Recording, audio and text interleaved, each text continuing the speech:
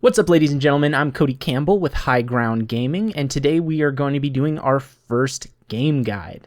Today we're talking about Valorant's best and worst agents. I've got the top 5 for both, and we're going to start out by talking about the worst agents, and then we're going to alternate with the very best. Are you ready? Let's go. One enemy remaining. Careful.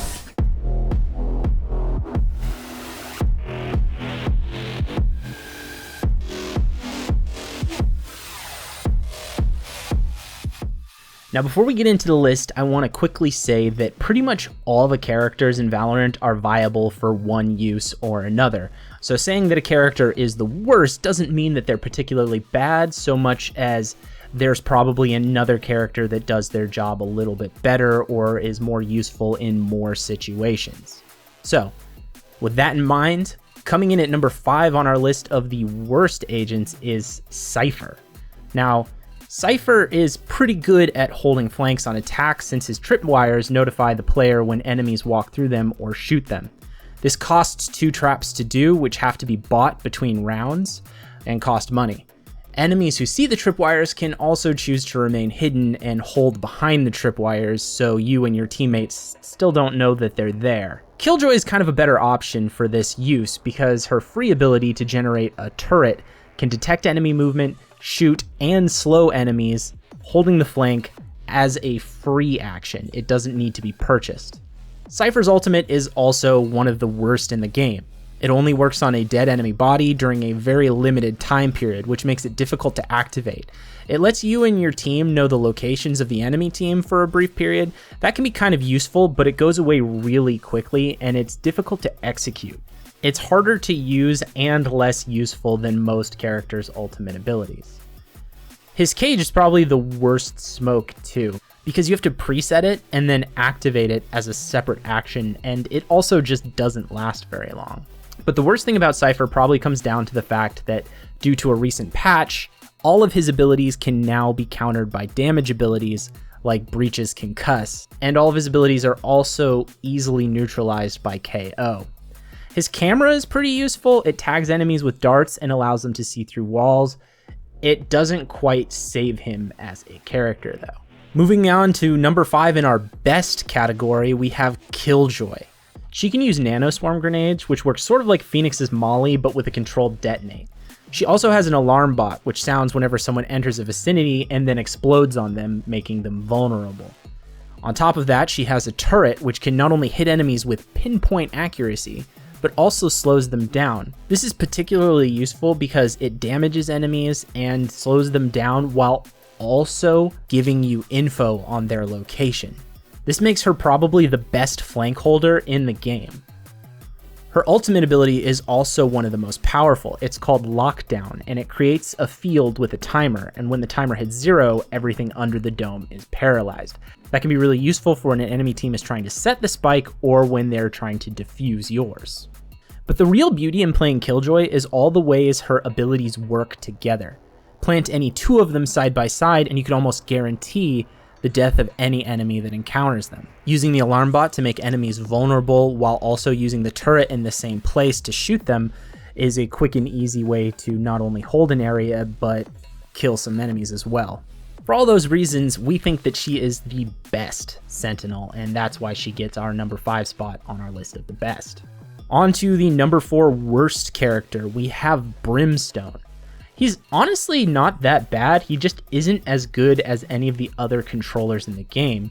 The main reason is that he can only use his smokes once per round, and he doesn't get them back. Other controllers either get them back or they deal damage like Viper. They don't just obscure vision. His Stim Beacon ability isn't actually a control ability either. It's more of a support ability. It makes you and your allies shoot faster. It doesn't really suit his role as a controller. It can also be really disorienting for characters that aren't used to working as Brimstone to suddenly have their guns be firing a lot faster. You might not be used to that and it could really throw off your game. His Molly is pretty good, but compared to Viper, who is his main competitor, she has 2 of them, so why take 1 when you can have 2?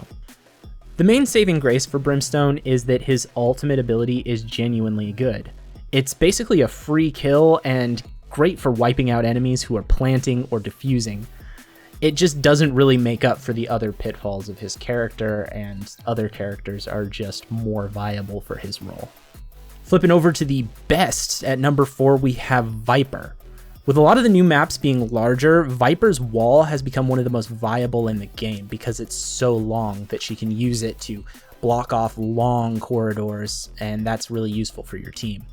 She can also use mollies and smokes, and all of her abilities make your enemies take damage and become vulnerable, which makes them take double damage for a brief time. Her Viper's Pit creates a massive pool that deals big damage to anyone fortunate enough to step inside of it as well. This makes her really useful for blocking off corridors and for planting the spike, as she can easily block off access from enemy combatants and give herself some time to do it. Her and Astra are both really good at controlling the field. There is something to say for Astra maybe being a better controller than Viper in some situations, but Viper is much easier to use, and Astra really relies on really hardcore communication between her and her team, so there are just very rare use cases where Astra is going to outdo Viper. On to our number 3 worst, we have Breach. His ultimate ability is really good, but outside of that, Skye is better in pretty much every way. Breach's flashes are good, but Skye's are better because they provide information in addition to blocking enemy vision. His concuss ability is good, but Skye's dog tiger ability is better because it also gives information on their location. His aftershock would be useful, except it takes so long that it almost never works the way you want it to. And once again, we have another character with a really good ult. Rolling Thunder sends out a massive blast that covers the radius of an entire site and concusses them for a long time, but as we've said before, having a good ultimate ability does not make up for general utility. Flipping to the number 3 best, we have Skye. She is the best healer and flash in the game. Her Spectral Hawk can be controlled and detonated in order to blind enemies, making her flashes easier to control and doubling the move as information gathering, as it alerts you to their location by confirming that they've been successfully blinded. Her Tasmanian Tiger that she can send out doubles as info and concussion while stunning enemies and limiting risk to Skye. Her Regrowth ability is an AoE heal. It generates a field where all allies within range are healed, which can be really useful if you've got a good team that sticks close together. Her Seeker's ultimate is really good as well. It tracks down every surviving enemy on the field, leading you right to them while also briefly stunning and blinding them. Now for the second worst character in the game, we have Phoenix. Now this one kind of hits close to home. I started out playing Phoenix a lot. I actually really like Phoenix, but he is just not as useful as other characters in his role. His flashes don't last as long as other flashes in the game, and it can be really hard to angle them perfectly around corners and still have time to shoot. His wall is all but useless because it doesn't last very long and it doesn't deal very much damage to enemies who want to just run through it. His molly is good, but it doesn't last very long. The best thing about Phoenix's abilities is that he actually heals when he encounters them, so a lot of times you end up using his molly or his wall to heal Phoenix and not so much to attack enemies or control the field. His ultimate is one of the best in the game since it basically gives you a free second life and is extremely useful for taking sites, but the rest of his kit just makes him probably one of the least viable duelists. On to the number 2 best, we have Sova. He is the best initiator, and one of the cool things about Sova is that he's really good for beginners and experienced players alike.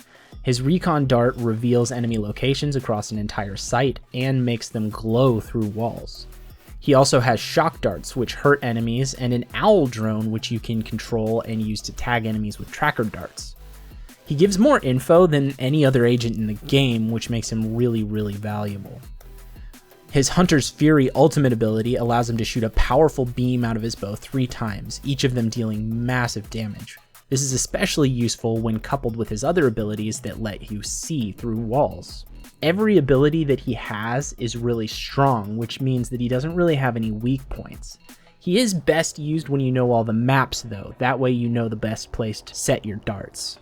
Now we've gotten down to the very bottom of the barrel. At the worst number 1 slot, we have Yoru.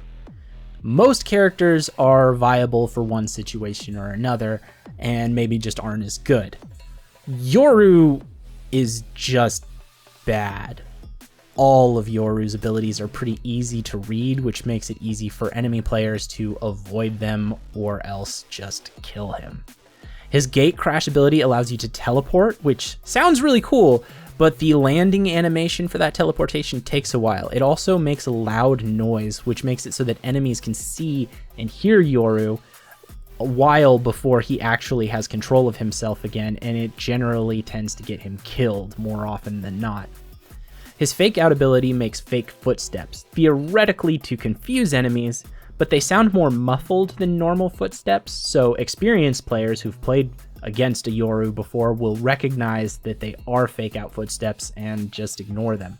His blind is probably his best move, but it's still pretty bad. It's better than Phoenix's, but still one of the worst in the game.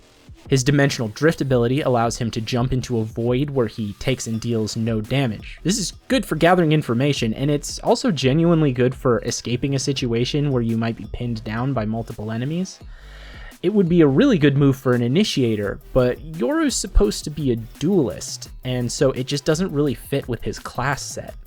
Now we finally reached our number 1 best character in Valorant. We have Jett. Jett is the best duelist in the game. No other agent is as viable with the operator as she is, which makes her extremely deadly once she gets into rounds where she has more money. She's easy to use, but she also has an extremely high skill ceiling. That means you can start out using Jett, and you can just keep on using Jett from the beginning of the game until you've racked in hundreds of hours of gameplay. Her dash ability allows her to take free fights and then get out with minimal risk. It's really useful for a sniper who wants to get in, fire a shot, and get out quickly. She doesn't have the best smokes, but having them at all is really useful, especially when you just want to smoke bomb and get out of there. Updraft abilities allow her to reach perches and second stories that other players just can't. This is again really good for a sniper who wants to get up and out of the way. It's also good for somebody who's chasing another character. You want to get up to where they are quickly and not have to go all the way around. Unfortunately, her knife ultimate ability got nerfed in a recent update, but not enough to devalue her as a character. It didn't really address the main skills that make Jett so viable. That's why we still have her at our number 1 on our list of the best Valorant agents. You should have seen your faces.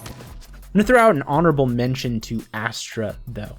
Astra didn't make it on our list because Astra is extremely difficult to use and also requires a extremely high degree of team communication. That's why some of the best pro Valorant teams have an Astra on there.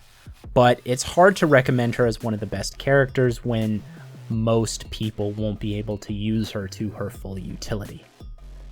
That's going to do it for us today, though, folks. Be sure to like and subscribe. We're going to have more content like this, hopefully really soon. We also do a lot of unboxing and product reviews if you're interested in that sort of thing. So be sure to click the like button, subscribe, and stick around.